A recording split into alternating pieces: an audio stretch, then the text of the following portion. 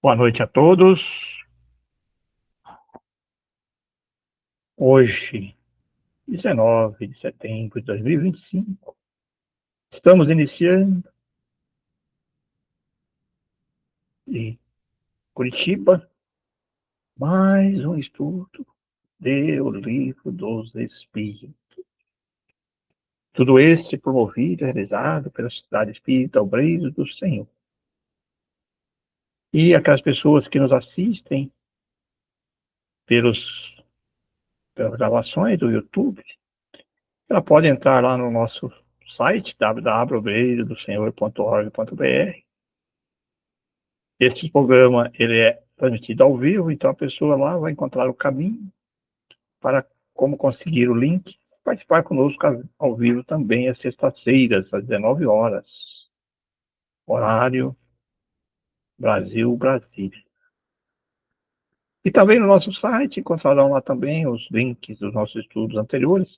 Esse é um estudo contínuo, nós estamos no terceiro ano, e então existem os outros anos, mas quando termina nós voltamos novamente, mas a pessoa aí tem a oportunidade de acompanhar todo o ciclo, né? Sim, pode entrar em qualquer momento, sem problema nenhum, como ele é contínuo, quando termina, nós voltamos no início novamente.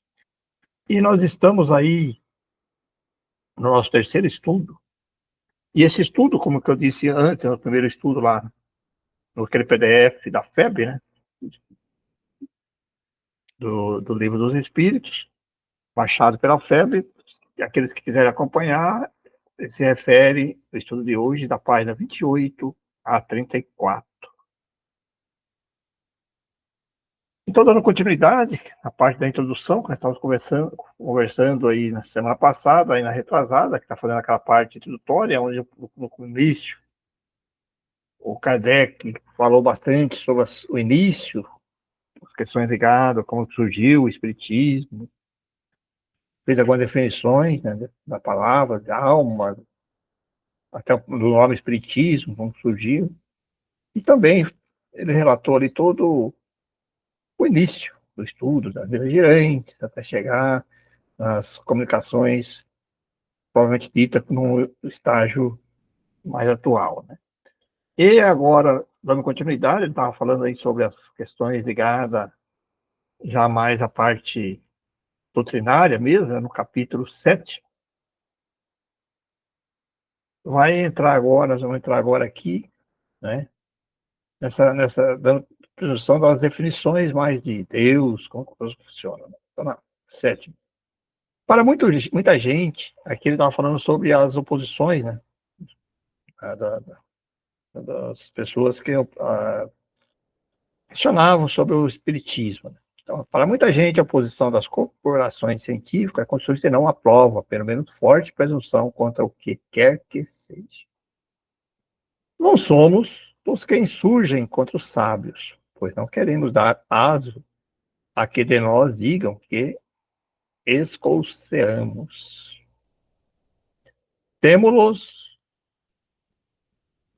ao contrário, em grande apreço e muito honrado nos julgaríamos se fôssemos contados entre eles.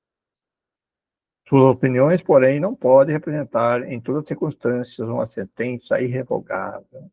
Aí ele está fazendo um questionamento sobre as questões de alguns cientistas eminentes na época que questionavam, né?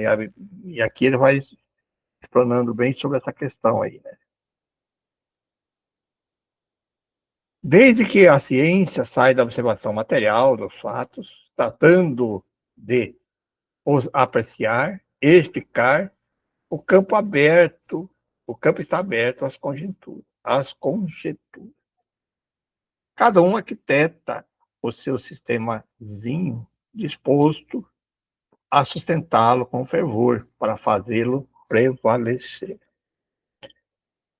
Não vemos todos os dias mais opostas opiniões serem alternativamente preconizadas, rejeitadas ou repelidas como erros absurdos, para logo depois aparecer proclamadas como verdades incontestáveis?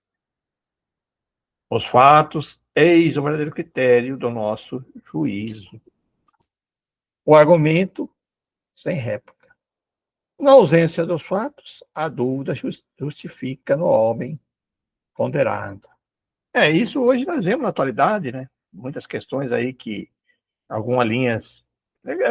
Hoje, como que esse advento aí das mídias, da facilidade de comunicação, então é muito comum, né, aparecerem certos tratamentos, certas dietas, principalmente nessa área de dieta, de alimentos.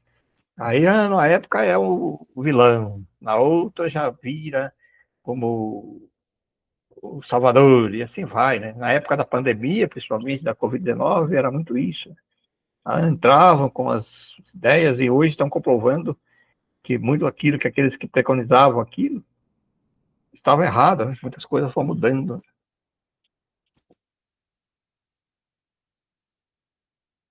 Com a relação às coisas notórias, a opinião dos sábios é, com toda razão, digna, porquanto eles sabem mais e melhor do que o vulgo. Mas no tocante a princípios novos, as coisas desconhecidas, essa opinião quase nunca é mais do que hipotética, por isso que eles se acham menos que os outros sujeitos a preconceitos. Direi mesmo que o sábio tem mais preconceitos que qualquer outro, porque uma propensão natural leva a subordinar tudo ao ponto de vista de onde mais aprofundou seus conhecimentos. O matemático não vê as provas senão numa demonstração algébrica. O químico refere tudo à ação dos elementos, etc. Isso é verdade, né?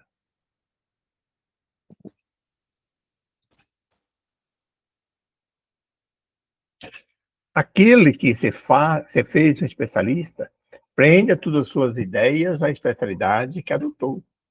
Tirai-o daí, e o vereis quase sempre desarrozoar, por querer submeter tudo ao mesmo cadinho, consequência da fraqueza humana. Assim, pois, consultarei do melhor grado e com maior confiança um químico sobre uma questão de análise, um físico sobre a potência elétrica, um mecânico sobre uma força motriz. Aonde eles, porém, permitir-me, sem que isso afete a estima, o que lhes dá direito ao seu saber especial, e que não tenha em melhor conta suas opiniões negativas acerca do espiritismo, do que parece de um arquiteto sobre as questões de música. Ele está colocando tudo isso sobre essas questões, né? Porque daí as pessoas procuravam a parte científica para querer questionar sobre a questão do espiritismo. Tá bem interessante esse raciocínio, né?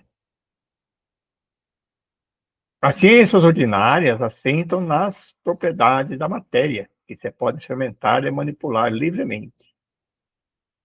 Os fenômenos espíritas repousam na ação de inteligências dotadas de vontade própria e que nos provam a cada instante não se acharem subordinadas aos nossos caprichos. As observações não podem, portanto, ser feitas da mesma forma. Requerem condições especiais e outro ponto de partida. Querer submeter aos processos comuns de investigação é estabelecer analogias que não existem. Você sabe que até hoje ainda prevalece um pouco disso, né? Então, os cientistas, aí eles querem trazer o fenômeno, principalmente as questões dos fenômenos, para a questão da ciência atual, o terreno que nós conhecemos. Então, não consegue resultado por causa disso. Deixa bem claro nessa questão. Como você vai comparar uma coisa que você não conhece ainda do mundo terreno, instrumentos ou questões que possam mensurar isso? A ciência, propriamente dita, é, pois, como ciência, incompetente para pronunciar-se na questão do espiritismo. Não tem que se ocupar com isso. E, qualquer que seja seu julgamento, favorável ou não, nenhum peso poderá ter. O espiritismo é resultado de uma convicção pessoal que os sábios, como os indivíduos, podem adquirir a abstração feita da qualidade de sábios. Pretender deferir a questão à ciência equivaleria a querer que a existência ou não da alma fosse decidida por uma assembleia de físicos ou de astrônomos. Interessante, né? Que ele está falando isso em 1857 e hoje a gente ainda percebe isso, bem claro isso que ele está colocando aí, que dá para trazer bem para a atualidade. Né? Com efeito, o espiritismo está todo na existência da alma e no seu estado depois da morte. Ora, é soberanamente ilógico imaginar-se que um homem deva ser grande psicologista porque é eminente matemático ou notável anatomista. Dissecando o corpo humano, o anatomista procura a alma e, porque não encontra debaixo do seu escalpelo, como encontra um nervo ou porque não vê evolar-se como um gás, conclui que ela não existe, colocando num ponto de vista exclusivamente material. Segue-se que tem a razão contra a opinião universal? Não. Vedes, portanto, que o espiritismo não é da alçada da ciência.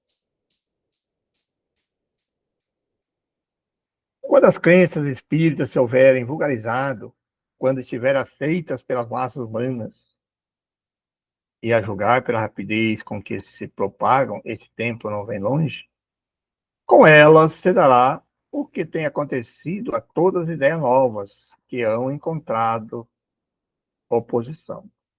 Os sábios se renderão à evidência. Lá chegarão individualmente pela força das coisas.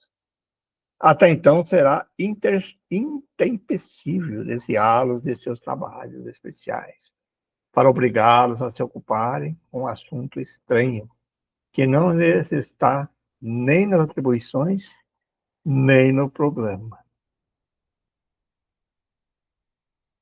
Enquanto isso não se verifica, os que, os que sem estudo prévio, aprofundando da matéria, se pronunciam pela negativa e se escarnecem de quem não lhes subscreveu o conceito, esquecem que o mesmo deu com a maior parte das grandes descobertas que fazem honra à humanidade. Expõe-se a ver seus nomes alongando a lista dos ilustres proscritos das ideias novas e inscritos a par dos membros da douta Assembleia, que em 1752 acolheu com retumbante gargalhada a memória de Franklin sobre os para-raios, julgando indigna de figurar entre as comunicações que lhe eram dirigidas. E daquela outra que ocasionou perder à França as vantagens da iniciativa da Marinha a vapor, declarando o sistema de Fulton um sonho irrealizável. Entretanto, essas eram questões da alçada daquelas corporações. Ora, se tais assembleias que contavam em seu seio a nota dos sábios do mundo só tiveram zombaria e o sarcasmo para ideias que elas não percebiam, ideias que alguns anos mais tarde revolucionaram a ciência, os costumes e a indústria, como esperar que uma questão alheia aos trabalhos que são habituais alcance hoje das suas congêneres melhor acolhimento?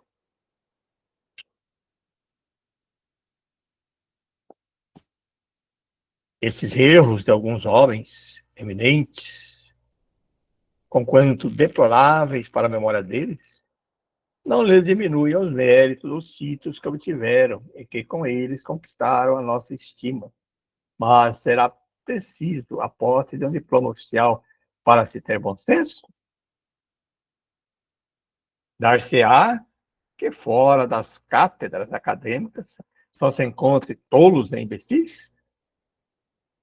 Dignem-se de lançar nos olhos para os adeptos da doutrina espírita e digam se só com os ignorantes deparam-se a imensa legião de homens de méritos que tem abraçado, autoriza-se ela atirado ao rol das crendices simplórios.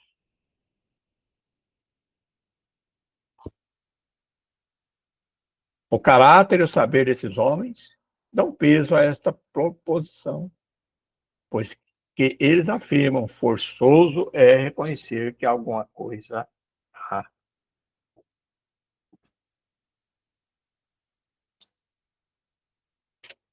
Repetimos, mais uma vez, que se os fatos a que aludimos se houvessem reduzido ao movimento mecânico dos corpos, a indagação da causa física desse fenômeno caberia no domínio da ciência. Porém, desde que se trata de uma manifestação que se produz com exclusão das leis da humanidade, ela escapa à competência da ciência material, visto não poder explicar-se por algarismo, nem por uma força mecânica. Quando surge um fato novo, que não guarda relação com alguma ciência conhecida, o sábio, para estudá-lo, tem que abstrair-se da sua ciência e dizer a si mesmo que o que se lhe oferece constitui um estudo novo, impossível de ser feito com ideias pré-concebidas. O homem que julga infalível a sua razão está bem perto do erro. Mesmo aquele cujas ideias são as mais falsas se apoiam na sua própria razão, e é por isso que rejeitam tudo o que lhes parece impossível. O que outrora repeliram as admiráveis descobertas que a humanidade se honra, todos endereçavam seus apelos a esse juiz para repeli-las. O que se chama razão não é muitas vezes senão orgulho disfarçado, e que quer que se considere infalível, e quem quer que se considere infalível, apresenta-se como igual a Deus. Dirigimos-nos, pois, aos ponderados, que duvidam do que não viram, mas que, julgando do futuro pelo passado, não creem que o homem haja chegado ao apogeu, nem que a natureza lhes tenha facultado ler a última passagem, a última página do seu livro. Aqui, Pereira, já que vai começar a outra parte aqui, me parece bem essa questão da experiência dele próprio, essa avaliação que ele faz. Porque como ele dominava todas todas aquelas matérias, física, astronomia, anatomia, ele dominava tudo, então acho que ele tinha uma boa ideia de tudo isso, e com a experiência de conhecimento anterior da própria história, ele coloca aqui os exemplos, como ele coloca de uma forma bem objetiva nessa introdução, né, para indicar que realmente essa questão dos incrédulos tem a ver com essa questão material, que é preciso ver para crer. E não é isso que acontece com o Espiritismo, que aconteceu com o Espiritismo, com a revelação, vamos dizer assim, né?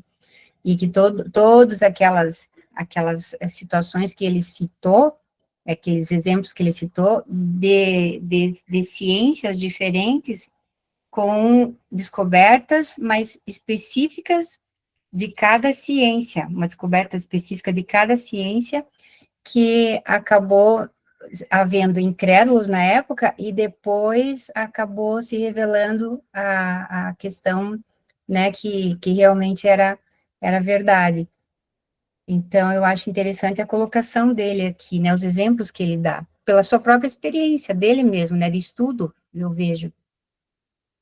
E é bem comum, né, inclusive nos dias de hoje, né? Você pega aí um doutorado, aí uma pessoa que é de uma certa ciência, de seja na área da medicina ou na área química, o cara que for, ele cria suas ideias preconcebidas que ele não quer admitir. De outra maneira, ele quer comprovar tudo aquilo, né? Quer dizer, para ele seria um demérito que ele fala ali, tem aquela ideia preconcebida. Como é que eu vou admitir aquilo que eu não consigo provar, né?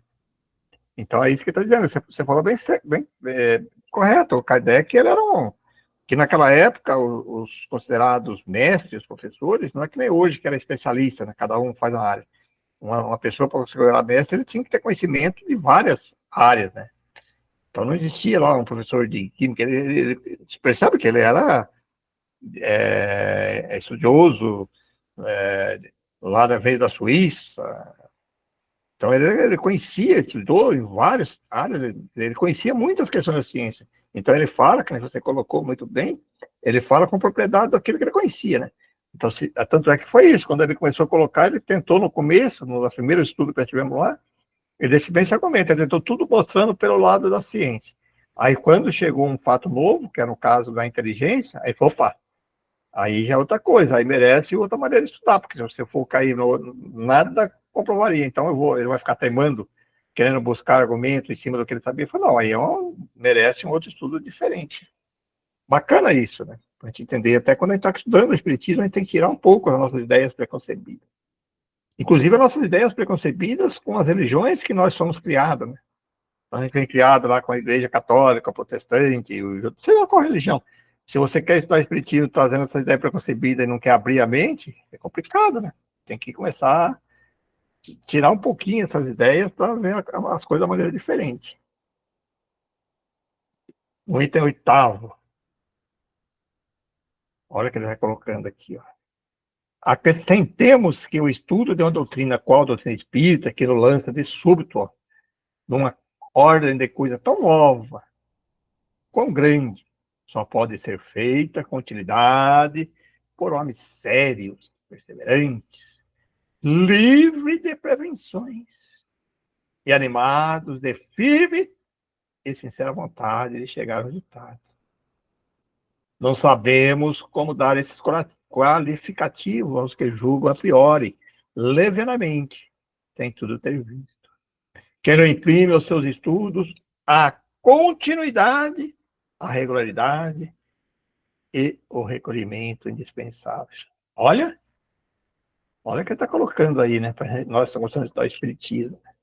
E às vezes a gente vê algumas questões disso, que algumas pessoas se dizem doutoras no espiritismo, aí tudo aí, você começa a conversar com elas, ela leu lá uma vez, lá por cima, lá o livro dos espíritos, não tem isso que ele está falando aqui, ó. Eu acho que tem tudo a ser visto, né? a maior dificuldade, eu acho que desde o começo, lá da época do Kardec, eu acho que foi isso que ainda existe hoje em dia, né? A dificuldade das pessoas de se empenhar, porque realmente, se você não estudar, não for atrás, não tiver conhecimento, você não tem respaldo para você ter esse aprendizado do Espiritismo, para você entender, para você se engajar. Para você se engajar, você tem que ter conhecimento.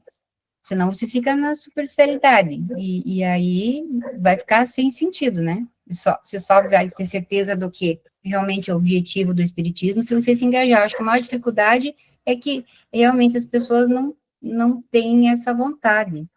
Então, eu acho que desde a época, eu acho que devia acontecer isso, a dificuldade na época do Kardec também, para as pessoas começarem um estudo sério, que ele falou aqui, né, de disciplina. Imagina, a disciplina maior que tinha esse gênio, que era o Kardec, disciplina que ele tinha na época, o pessoal não queria nem saber de seguir exemplo, né, porque tudo que tem esforço, que precisa de esforço, as pessoas, né, fácil da pessoa fugir. E disse, não acredito, não quero. Ou seja, é mais fácil, né? Mas acho que hoje, o que talvez dificultou um pouquinho, porque hoje, com esse advento aí de inteligência artificial e da apostila, então as pessoas não querem ficar lendo obra inteira. Então, se você pega um texto desse que nós pegamos aqui, você pega ali a revista espírita e fala para uma IA aí, essa inteligência artificial, ela resume para você, coloca todos os pontos. Então, as pessoas, em vez de ela estudar isso que ele fala, continuidade, regularidade, recolhimento, isso que nós estamos fazendo aqui agora, isso não. Bota lá e me fala sobre isso. E dá um resumo para ele, então eles acham já que ali já está tudo, né? Eu estava ouvindo uma pessoa comentando para mim sobre essa questão da inteligência artificial, você fica admirado de ver o que faz. Dá o resumo, dá os principais pontos. Então, e as pessoas vão se julgando doutores numa coisa que às vezes nem leu o livro dos Espíritos completo, né? Ou outra obra qualquer.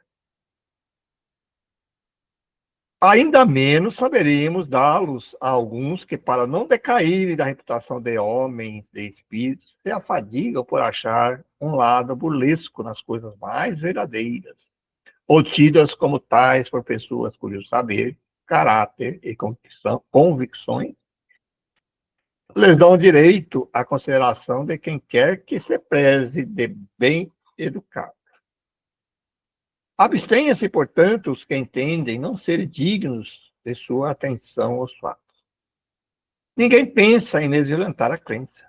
Concorde, pois, em respeitar a dos outros.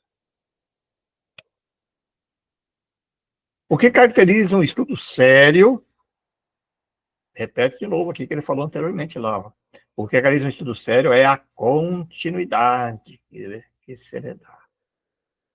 Será de admirar que muitas vezes não se obtenham nenhuma resposta sensata a questões de si mesmas graves, quando propostas ao acaso e a queima-roupa, em meio de um aluvião de outras extravagantes. Demais, sucede frequentemente que por complexa uma questão para ser elucidada exige a solução de outras preliminares ou complementares. Quem deseja tornar-se versado na ciência tem que estudar metodicamente, começando pelo princípio e acompanhando o encadeamento e o desenvolvimento das ideias. Aí as pessoas já começam pulando até a parte da introdução do livro dos Espíritos, né? Então, é o que está falando, né? Começando pelo princípio, acompanhando o encadeamento e desenvolvimento das ideias, né? O que adiantará aquele que, ao acaso, dirigir a um sábio perguntas acerca de uma ciência cujas primeiras palavras ignore? Poderá o próprio sábio, por mais que seja a sua boa vontade, dar-lhe a resposta satisfatória? A resposta isolada que der será forçosamente incompleta e quase sempre, por isso mesmo, ininteligível, ou aparecerá absurda e contraditória. O mesmo ocorre com a nossa relação com os espíritos. Quem quiser com eles instruir-se, tem que com eles fazer um curso. Mas, exatamente como se procede entre nós, deverá escolher seus professores e trabalhar com assiduidade. Dizendo que os espíritos superiores, somente as sessões sérias ocorrem, sobretudo as em que reina perfeitamente comunhão de pensamento e de sentimentos para o bem. A leviandade e as questões ociosas os afastam, como entre os homens afastam as pessoas criteriosas. O campo fica então livre à turba dos espíritos mentirosos e frívolos, sempre à espreita de ocasiões propícias para zombarem de nós e se divertirem à nossa custa. E é o que se dará com uma questão grave em reuniões de tal ordem? Será respondida. Mas por quem?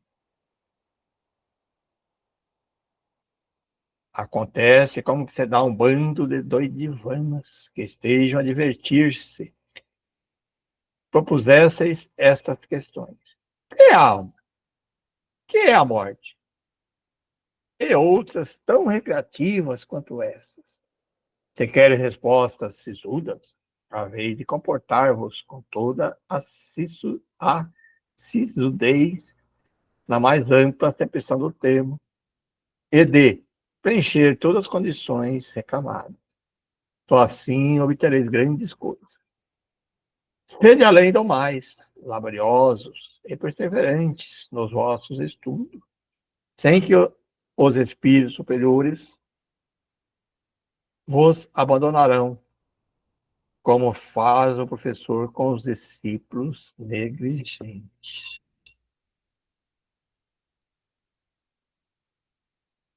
Nono.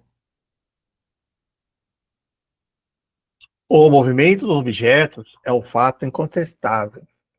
A questão está em saber se, nesse movimento, há ou não uma manifestação inteligente. E, em caso de afirmativa, qual a origem dessa manifestação? Não falamos do movimento inteligente de certos objetos, nem das comunicações verbais, nem das que o médium escreve diretamente. Esse gênero de manifestações, evidente para os que viram e aprofundaram o assunto, não se mostra, à primeira vista, bastante independente da vontade para firmar a convicção de um observador novato. Não trataremos, portanto, senão da escrita obtida com auxílio de um objeto qualquer, munido de um lápis, como cesta, prancheta, etc.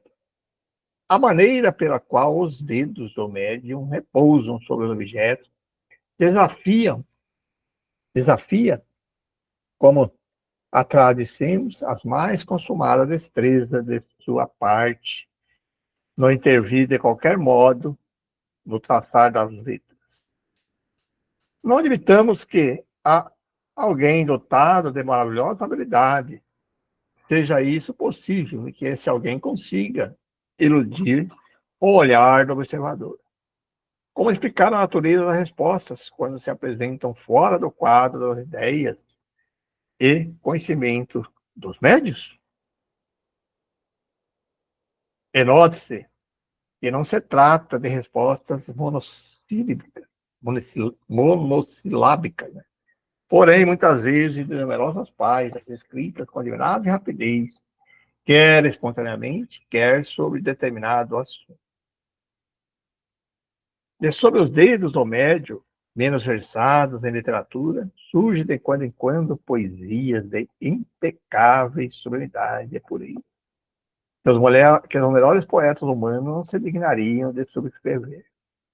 O que ainda torna mais estranho esse fato é que ocorre por toda parte, e que os médios se multiplicam ao infinito.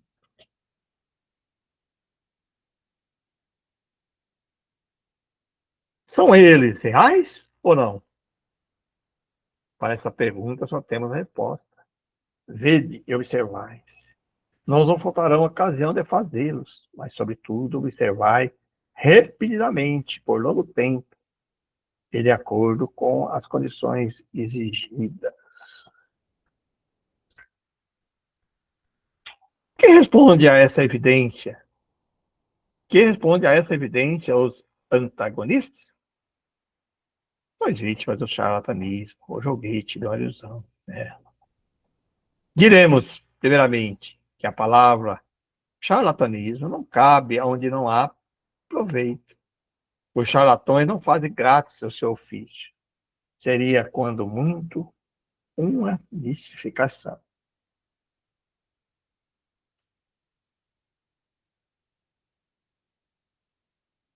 Mas por que singular coincidências esses mistificadores se achariam acordes de um extremo a outro do mundo para proceder do mesmo modo, produzir os mesmos efeitos e dar sobre os mesmos assuntos e em línguas diversas respostas idênticas, senão quanto à forma, pelo menos quanto ao sentido?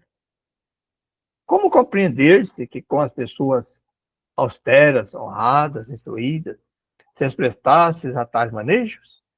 E com que fim? Como achar em criança a paciência e a habilidade necessária a tais resultados? Por que os médios não são instrumentos passíveis, indispensáveis, telefazem habilidade e conhecimento incomparáveis com as ideias infantil e com certas posições sociais?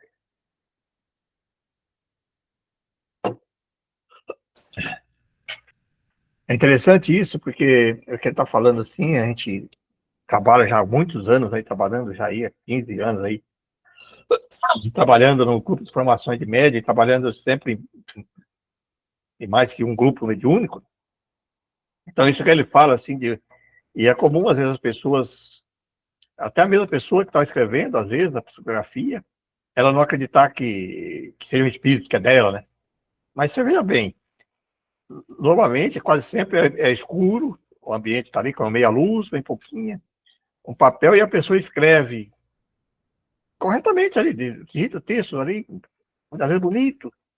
Aí fala, mas eu acho que é meu. Gente, que é isso? Se for teu, você é muito. É que ele coloca, né? Pô, como é que pode? Até a própria pessoa que está escrevendo o médio, às vezes não acredita, né, no começo. E a gente que começa a observar isso, você poderia dizer assim, que era uma questão assim, que ele coloca ali de charlatanismo, né, cara? Aí você começa a ver em um grupo, no outro, as coisas acontecem dentro, sem nenhum conhecer, não tem nenhum conhecimento com o outro. Aí no outro ano, outra turma diferente, claro que existem as diferenças que a gente estuda quando é mediunidade, mas acontece a mesma coisa. Como é que então todo mundo está fazendo, como ele coloca? Ele está falando de um país para outro, mas a gente pode ver de grupo para outros grupos, no mesmo sentido, as mesmas coisas acontecendo. Como que eles estão combinando? Não faz sentido nenhum, né? Às vezes pessoas que nem se conhecem. Depois, quando com o tempo, onde tem as reuniões, sim, mas no início, quando você está pegando a pessoa que está se formando, nunca participou de um grupo mediúnico, não conhece o outro grupo, né? E faz as coisas exatamente parecidas, né? Isso comprova realmente que ali existe uma inteligência, né? É isso que ele está colocando. Dizem, então, que se não há fraude, pode haver alusão de ambos os lados. Ó. É boa, em boa lógica, a qualidade das testemunhas é de alguma importância. Ora, aqui é o caso de argumentarmos, se a doutrina espírita, que já conta milhões de adeptos, só recruta entre os ignorantes, os fenômenos em que ela se baseia são tão extraordinários que concebemos a existência da dor. O que, porém, não podemos admitir é a pretensão de alguns incrédulos de ter o monopólio do bom senso, que, sem aguardar as conveniências e respeitar o valor moral de seus adversários, taxe como desplante de adeptos os que lhe não seguem o parecer.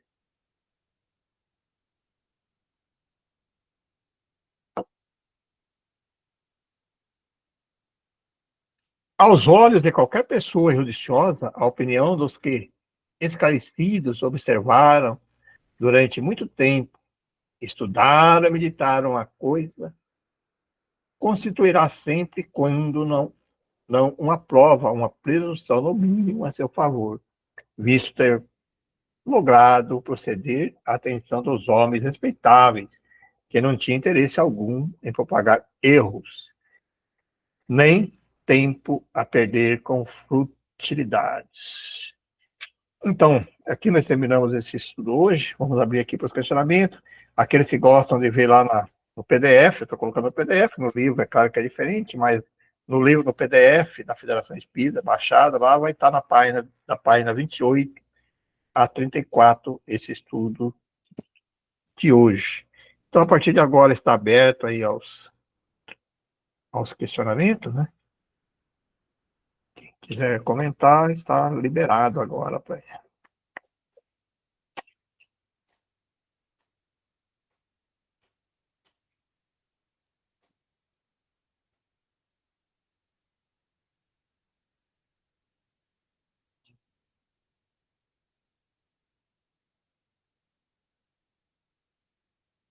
Ninguém quer comentar hoje? Está tudo quietinho. Deixa eu falar de novo, então. Achei interessante ali na hora que ele falou sobre a necessidade de você ter o estudo de diversos pontos de vista. Daí eu me lembrei do Pentateuco, né? Então, porque o estudo que ele fez é dividido em partes, né? Então, você pensa assim, bom, começar a estudar o Espiritismo, ler o livro dos Espíritos, tá bom. Então, veja a gama de conhecimento que engloba o Espiritismo, para ele dar uma solidez, vamos dizer, para você ter entendimento como um todo, um entendimento melhor. Eu lembro que quando eu li Obras Póstumas, por exemplo, eu achei fantástico aquele livro. Eu pensei, nossa, que estranho esse nome. Deve ser um livro estranho, né? Deve ser. Até me chegou a curiosidade. Gente, é fantástico o conhecimento que ele passa naquele livro. Obras Póstumas acho que nem faz parte, né, Pereira, do Pentateuco, né? Porque daí é o livro dos Espíritos, dos Médiuns, aí tem a Gênese, tem Céu e Inferno? o Céu e Inferno. Então, nem faz parte, né? Obras Póstumas é um complemento, né? Que foi escrito depois, né? Então eles pegaram o que o Kardec não tinha terminado ainda e criou obras póstumas, né? Eles terminaram que ele, logo depois que ele desencarnou, depois que já fala obra póstuma, né? Então que foi colocado. Mas ali, eu concordo com você, ali nossa, ali tem bastante conteúdo de ensinamento. É porque as experiências de pós-morte, né, que das pessoas que desencarnaram, aí passavam o que tinha acontecido, né, antes e depois. Nossa, é fantástico aquele livro. Sei lá, eu gostei muito. E tem a revista Espírita, inclusive, que muitas pessoas não gostam, eu estudo, então um estudo nosso que nós fazemos aos sábados à tarde, né?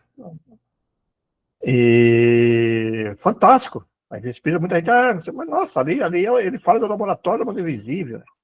Então ali ele testava as questões, depois do livro dos Espíritos, onde que ele colocou nas suas obras. Então também é outra obra muito rica. Né? O Céu e Inferno, por exemplo, nós estamos estudando o Céu e Inferno lá no grupo, você sabe disso. Olha que obra também, né? Que muita gente dá uma lida só e não estuda, quando você começa a estudar ele, tão rico que é aquele estudo do Céu e Inferno. Elas se complementam, né? As obras se complementam. Então, eu acho difícil todo mundo dar conta disso tudo, né? Porque não é fácil. Você, né, trabalhar, viver e estudar bastante, teria que... Mas, enfim, né? Devagar, dá para ir acrescentando conhecimento. Aí, mas aí, para não ficar na superficialidade, né? O Livro dos Espíritos é a obra básica, né? Se você quer conhecer o Espiritismo, né? Coloca aqui, você nem querer ler, estudar o Livro dos Espíritos, né? Muitas vezes as casas não valorizam esse estudo, né? Não querem estudar o Livro dos Espíritos, sei lá, querem apostila, não sei o quê. Mas eu acho que tem que ser estudado, né? O Livro dos Espíritos, senão como é que você vai falar sobre uma doutrina, sobre uma filosofia, se você não estudou a primeira obra, né? A obra principal. Então, eu acho que tem que estudar, né? Não tem outra opção. Essa que é a dificuldade, eu acho, das pessoas de ter esse interesse no espiritismo. Porque se não se aprofundar, fica difícil, né, o entendimento. Clarissa, Juliana, o comentário está aberto.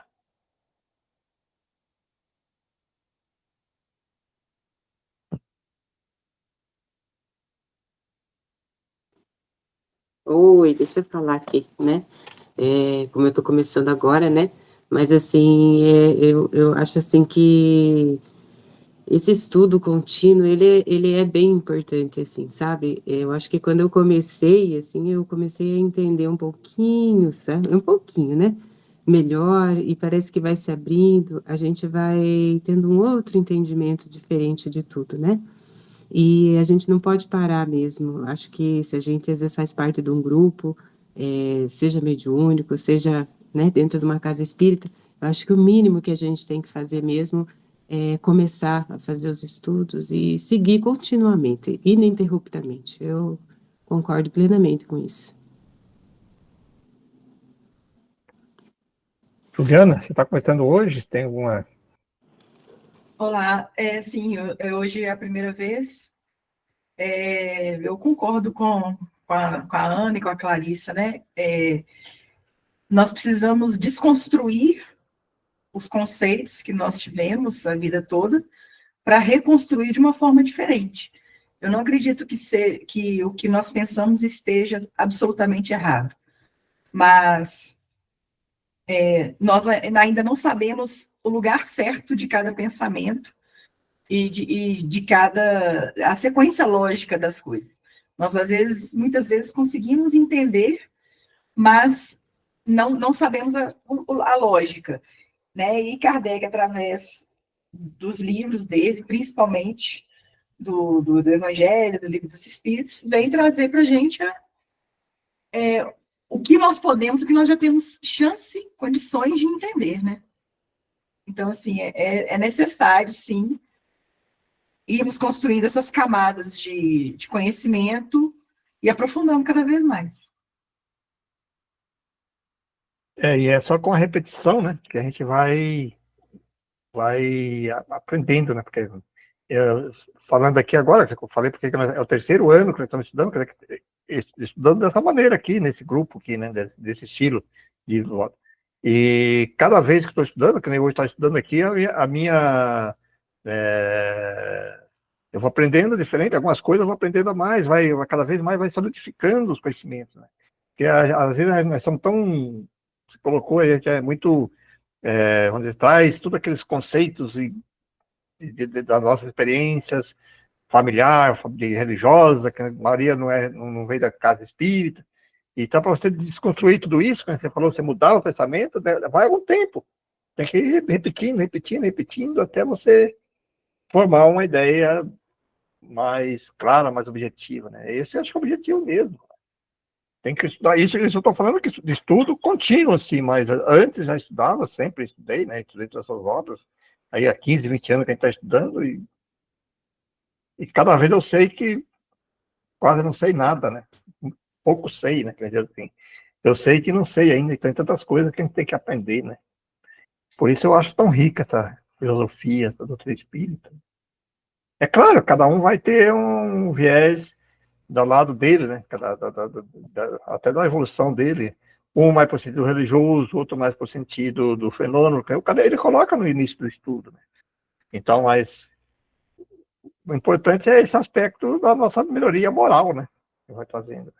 Mas cada um vai se simpatizar mais por aquilo que ela traz dentro dela, né? Seu grau de conhecimento familiar, como espírito, né? Porque nós somos espíritos únicos, né? Individuais, né?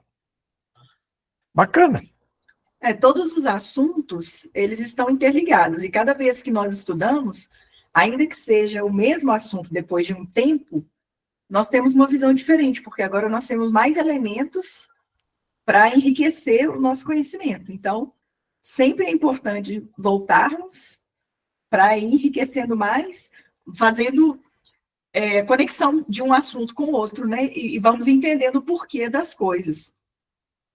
Isso é muito bacana. Assim, o estudo não tem fim. Não. Né? E traz uma libertação muito grande também, né? Você se sentir livre com a doutrina espírita, porque cada um realmente tem o seu viés, vai pegar da maneira que achar que deve.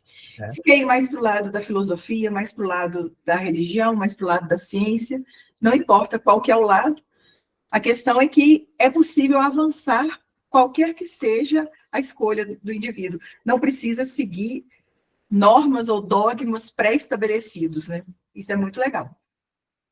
E você quer ver uma coisa bacana que a gente já tem esses dois lados, é quando você começa a ir para o lado da prática, né?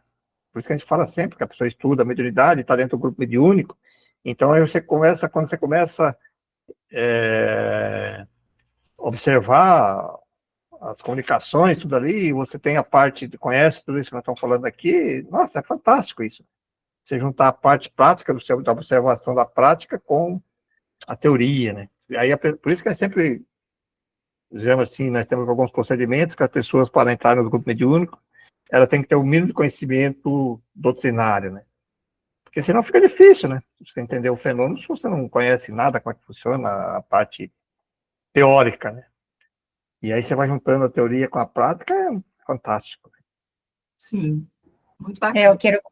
Eu quero comentar só essa questão aí, Pereira, que se fala de experiências no mediúnico, mas eu estava pensando agora, a gente tem bastante experiência de mediúnico, claro, né, dos espíritos, dos sofredores, etc. Mas o que eu dou mais valor ainda é, por exemplo, a partir do momento que você começa a entender as questões espíritas, através desse aprendizado todo que a gente comentou, você traz a vivência da tua vida para dentro desse conhecimento e começa a ressignificar a tua vida, e você se transforma numa pessoa melhor. Se você conseguir absorver os conhecimentos que eles passam, você passa a ter uma outra visão de vida, e transforma a tua vida, e assim, se transforma em outra pessoa, você consegue se sentir melhor, inclusive enfrentar melhor os desafios da vida, entender melhor, e inclusive lidar melhor com todas as questões que nós temos, todos, né, problemas de família, problemas em geral, Então, todos esses desafios da vida como um todo, isso que eu acho até mais importante do que a nossa experiência dentro de uma casa espírita, é a nossa experiência pessoal de interação com a nossa família, com os demais, o qual a gente pode experienciar esse conhecimento do Espiritismo e nos transformar em pessoas melhores. Eu acho até mais importante até, né, a sua experiência pessoal, se você conseguir colocar na prática e ser uma pessoa melhor. Principalmente nessa época agora, nós estamos passando uma fase agora aqui, vamos falar em termos de Brasil, mas do mundo, né? De muitas transformações, né? De muita violência, de muitas coisas acontecendo. Então, sinceramente, aí você falou, eu concordo até. Não, o objetivo principal é esse mesmo, é nós praticarmos o que nós aprendemos, né? Isso é o principal, a nossa melhoria, né, íntima. Mas eu digo assim, hoje, na situação que está, todas as experiências que passa, se não fosse o conhecimento da doutrina espírita que tem, por isso que a gente vê a pessoa se perdendo aí, né? Porque a gente conhece aí, você não entra no desespero total, né? Você começa a entender, né? Aquela ideia de quem somos, de onde viemos, para onde vamos, por que essas coisas acontecem. Se você tira a pluralidade das existências, aí você começa a ver essas coisas acontecem, você fala, nossa, tanta injustiça, tanta... É injustiça, mas ela tem seu fundamento, digamos assim, que trazemos de outras existências, né? Se nós estamos passando por isso, é porque nós temos que aprender com isso. E eu concordo mesmo, eu sei disso, eu só estou dizendo assim, como que enriquece, né? E outro, o aprendizado que você tem dentro do grupo mediúnico, se você não trazer para você, a experiência que você pega lá e o fato de você não trazer para a tua melhoria íntima, não é querer melhorar o outro. Né? Claro, a gente ajuda o outro, mas tem que servir mais primeiro para nós, né? Se nós não melhorarmos, ponendo um pouquinho, né? Bacana isso. Até porque se a gente não tiver essa melhoria, a gente não vai conseguir, né, aperfeiçoar nem os trabalhos da casa espírita, nem o nosso empenho, né, o desempenho dentro de um grupo mediúnico, dentro da casa espírita, em qualquer trabalho que a gente for fazer voluntário, né. Eu ia pegar essa fala um pouquinho da Ana, né, que ela falou ali da questão da melhoria, né, da gente, para sermos melhores, principalmente dentro da onde a gente está, no meio da nossa família, né. Penso que, assim, a doutrina também, ela faz você olhar para dentro realmente, e também como uma proposta de reforma íntima, né? Antes mesmo de você chegar lá, que nem vocês que estão no mediúnico ali, né? E lá se consolida mais ainda, porque você vê todas aquelas comunicações, todo aquele trabalho de orientação e tudo, e faz com que você repense muita coisa que está na teoria e você leva para dentro, para você tirar aquilo como uma reforma mesmo, para você poder fazer essas melhorias que a gente precisa, né? Então, eu acho que a teoria, ela está ali para nos ajudar também nessa reforma, e a prática, né, que vocês fazem aí também, mais ainda consolida tudo isso, né? Perfeito. Que a gente vê, assim, que nem eu não participo do grupo mediúnico, né? Mas eu participo do grupo de apometria. E é um aprendizado diário para a gente dentro da apometria, que a gente estuda muito também, né? E é um aprendizado diário. A gente olhar para a vida, olhar para a gente, a nossa reforma íntima, principalmente nossas questões morais, porque a gente precisa se instruir muito para a gente poder ser auxiliar também, poder auxiliar, senão fica bem difícil, né? Isso aí. Mais algum questionamento? Estamos chegando no nosso horário.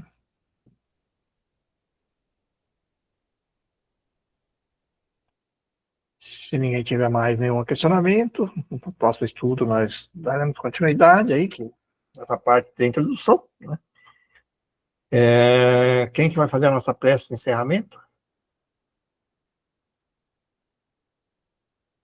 Posso fazer, então.